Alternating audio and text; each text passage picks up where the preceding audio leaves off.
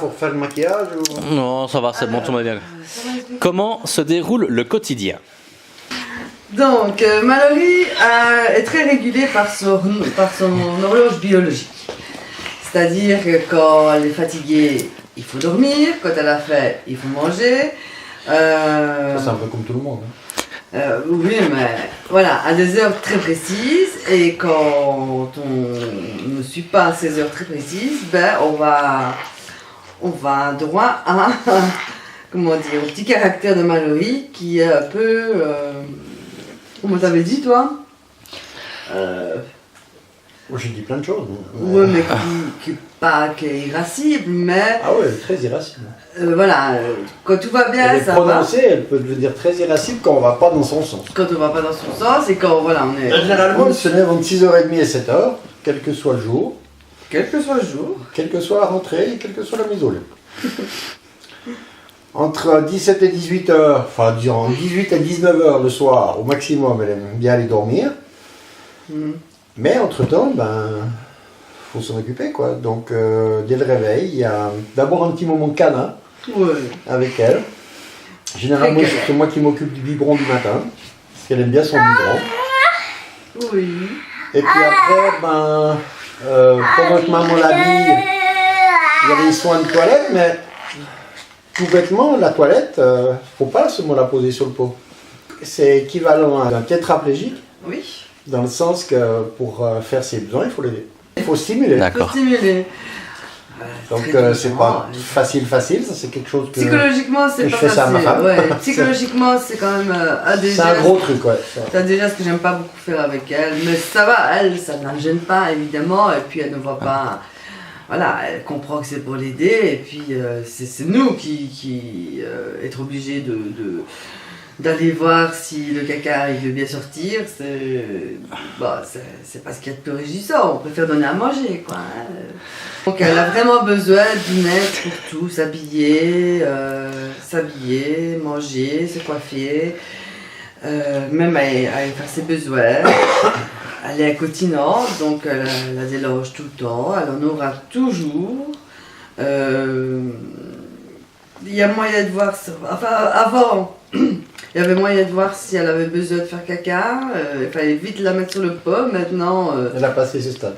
Maintenant, elle a régressé de ce côté-là déjà, et non, il faut la mettre sur le pot, et une fois sur le pot, faut aller... Et on a une maison à 2 étages, on n'a pas encore une maison équipée pour ça, donc moi je m'occupe après de la descendre du 2e étage au 1er étage, une fois qu'elle est habillée. Dans cet intervalle-là, je vais préparer son petit déjeuner.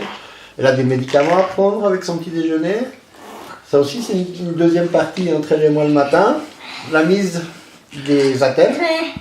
Parce qu'elle a besoin d'attelles pour partir au centre. Parce qu'après, on ne peut pas la laisser marcher sans être appareillée. Donc elle ne marche pas toute seule, mais je veux dire, les exercices qu'ils lui font, on a l'obligation qu'elle soit appareillée. Là, on les a pas mis aujourd'hui, mais à la piscine non plus. Mais tu as vu certainement que quand elle était dans le bateau, elle a un pied qui part complètement... à droite. Donc tu peux surtout pas mettre de poids sur cette jambe-là, sinon ça va complètement lui déformer la jambe. Puis, là, elle commence à avoir maintenant une légère scoliose, donc on est occupé à ça. Là, ce mois, c'est de nouveau des mois de radio et tout, mais on a déjà prévu, le centre a déjà commandé un nouveau corset qui sera un petit peu plus haut avec la nouvelle chaise et qui sera un petit peu plus adapté pour qu'elle soit centralisée, mais là on voit bien si on la pose comme ça qu'elle tire toujours, qu'elle tire un peu à droite. Donc c'est tous des problèmes. C'est des choses normaux avec un enfant de RET. Je veux dire, on sait qu'ils ont des problèmes de scoliose, ils ont des problèmes d'épilepsie. Par chance, elle nous en a encore pas fait. Mais ça pourrait un peu venir, un peu de patience. Ou bien peut-être. Peut-être pas, mais on ne sait jamais. Normalement, c'est aussi ceux qui n'en ont pas fait jusqu'à 10 ans, des fois ils en font après 10 ans. Mais voilà, et là, une fois qu'elle est prête, on a un transport qui vient la chercher et qui l'amène au personnel. Donc vers les 8h, 8h15, comme ça le matin. Et à partir de là, elle arrive au personnel vers les 9h, où là elle a 4 thérapies par jour. Chaque jour. Kiné, plus go, manger, go. plus s'amuser avec les autres enfants. Ils font beaucoup de bricolage, ils font des journées piscine, ils font des journées massage, en plus des thérapies qu'ils ont de fixe. Elle a besoin tous les jours de kiné. Parce qu'en fait, ce qu'on a besoin, c'est de garder son élasticité au maximum. Oui, de faire travailler. La finalité du syndrome de Rett, c'est que ça va finir en baramite. Voilà. Entre 15 et 18 ans, généralement, ils sont raides comme un piquet et ça ne bouge plus. D'accord. Donc l'avantage maintenant, c'est qu'elle a été décelée tôt, parce que très souvent, ces enfants de syndrome de Rett ne sont pas décelés avant 2-3 ans. Elle, on avait décelé son problème vers sa première année. Ouais. Et dès les premiers jours, on a tout de suite mis de la kiné en place. Donc pour l'instant, il garde bien cette élasticité, cette souplesse. Maintenant, jusqu'à quand, c'est bon. Puis voilà, on la récupère le soir, vers les 4h, 4h30. De là, de 4h30 à 18h, 20h maximum, quand on arrive à la tirer 20h, bah, c'est 100% de son côté. Il faut aussi, il y a un moment apaisement, câlin dans les bras de sa maman, parce qu'elle a besoin. Disons qu'on se divise en deux le travail. Quand elle rentre, ben, moi je la prends et je la calme. C'est le petit moment détente, câlin, repos avec maman une petite heure. On regarde des dessins animés, puis alors on met... Dans l'intervalle, elle a eu son petit goûter, ça c'est avec moi. Voilà, papa, c'est la bouffe, moi. Lui, c'est manger. Et voilà, on est en haut, puis on se calme, on met le pyjama, ou bien on prend le bain. Pendant qu'en bas, papa prépare le souper. Parce que le repas principal pour nous, c'est le soir. Ouais. Parce qu'à midi, elle n'est pas là, donc on ne va pas faire 3 repas par jour. Donc nous, on ne mange pas à midi. Et on fait un repas normal et principal le soir. Et ça, c'est vraiment le repas de la famille, quoi. Il faut aussi adapter la nourriture. Hein. Elle ne sait pas manger trop dur, elle ne sait pas manger... il faut quand même... Elle mastique mal. Elle mastique mal, elle a des problèmes quand même de déglutition, donc il faut quand même... Voilà, il faut quand même, quand on prépare quelque chose le soir, on se dit pas on va préparer ce qu'on veut, non, on prépare quand même une purée avec peut-être de la viande, mais la viande on va la couper en tout petits morceaux, mais on va pas faire pommes de terre, on va pas faire pommes de terre, viande et salade, ça c'est impossible. Il faut quand même que ce soit un repas qui... Adapté à sa possibilité. S'adapte à ce qu'elle sait, comment elle sait manger. Donc, et après, voilà, elle va aller au lit vers ses 19h à 20h. Elle a toujours passé de bonnes nuits. Passé nuit. Ouais. D'accord. Mais voilà, on est quand même attentif à si d'un coup il y aurait une crise d'épilepsie pendant la nuit, ou des choses comme ça. Parce que des fois il y a des cris, des choses comme ça. Des fois elle se réveille. Faut aller voir, faut regarder. Il faut aller voir. Ça arrive qu'elle pleure, elle a fait un cauchemar.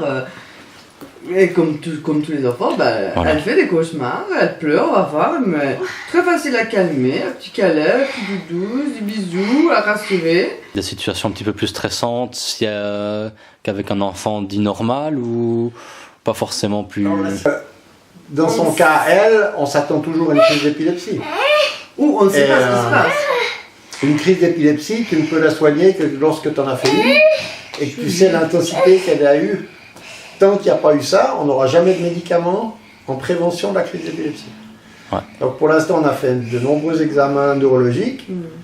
Elle a passé 24 heures avec 60 capteurs sur la tête à l'hôpital pour checker ça. On se rend compte qu'elle a une simulation épileptique qui est assez calme, mais il y a quand même des crispations des fois sur elle où tu la vois se crisper ou se bloquer. Un des signes de Rett, c'est les apnées, et ça, elle en fait énormément. Voulu ou pas. Voulu ou pas. Parce que des fois, elle nous fait à la Obélix en Espagne, soupe à l'oignon et crouton, j'arrête de respirer si je ne fais pas ça. Elle arrête de respirer, elle donne des sensations. Elle se le fait comme ça. Donc ça fait partie, c'est un des symptômes, c'est un des problèmes de Rett, c'est les apnées. Grincer les dents, beaucoup. On a réussi à calmer son toc des mains. Au début, c'était continuellement à se donner des coups avec les mains en bouche. Là, on arrive à calmer un peu. mais elle ne veut pas de Lolette. Donc pour l'instant, c'est le petit pouce. D'accord.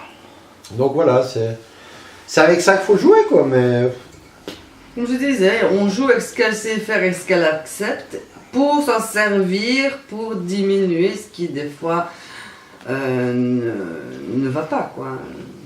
Et les crises d'épilepsie, moi, c'est ma version personnelle, mais je trouve aussi que là maintenant, dans un climat calme, serein, posé, ça peut aider. ça peut aider justement à ne pas qu'elle soit stressée D'accord. ni Le énervée. pédiatre a l'air d'être assez d'accord aujourd'hui avec nous en disant Oui. que le fait que lorsqu'elle stresse, tout de suite, on n'ose pas le ton, ça sert à rien avec elle d'osser le ton, de toute façon, parce qu'elle ne Non. comprendra pas.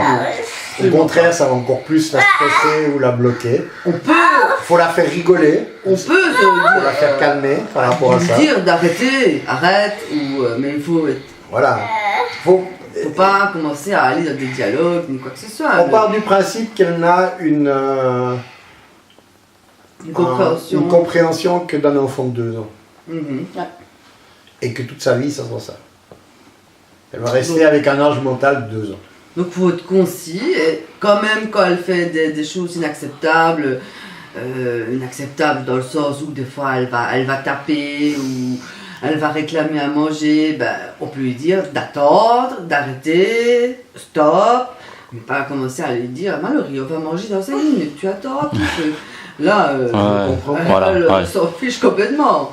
Mais il y a quand même moyen d'être un petit peu autoritaire si maintenant il faut.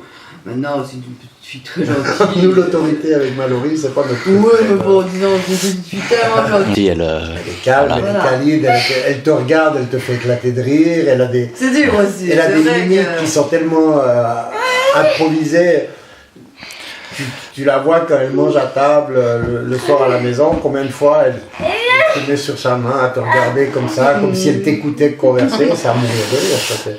un quotidien parfois difficile, mais au final avec quand même pas mal de bons petits moments, de petits bonheurs. Voilà. C'est sûr que c'est un handicap lourd, c'est sûr que Oui. la situation et tout ça, mais bon, à côté de ça, il y a des gens. Regarde, les chansons de papa d'amour, là. C'est Super. C'est Miss Papa, elle. Ah. Une fois, elle a Maman passé aussi. une semaine de vacances chez sa marraine, à nous, elle nous moquait. Alors que c'était prévu qu'une fois qu'on décharge vraiment un Ouais. peu, et que, Pour souffler, ben, un peu pour souffler, mais qu'est-ce qu'on va faire qu'est-ce qu'on va faire et elle fait quoi et comment elle est, et tout de suite prendre des nouvelles par téléphone, et la regarder en visioconférence pour voir comment elle bougeait. Et voilà. Ça allait très bien avec ma reine. Là, elle était encore plus petite, mais maintenant c'est la même chose. Il faut toujours avoir plus tard une maison adaptée. Pardon. Il faut Ouais. toujours avoir une maison adaptée plus tard. Et ça, Ouais. même si on la met chez quelqu'un d'autre, bah, si quelqu'un d'autre n'a pas la maison adaptée, on va retomber dans les mêmes problèmes. Tant qu'elle fait 20 kilos, tu la portes. Hein. Le jour où tu auras une pièce qui en fait 60-70 kilos, Il faut trouver une solution. c'est une cuisse de génie, ça, pour monter les escaliers, si tu dois te faire un truc. Hein. Ouais. Maison de papier.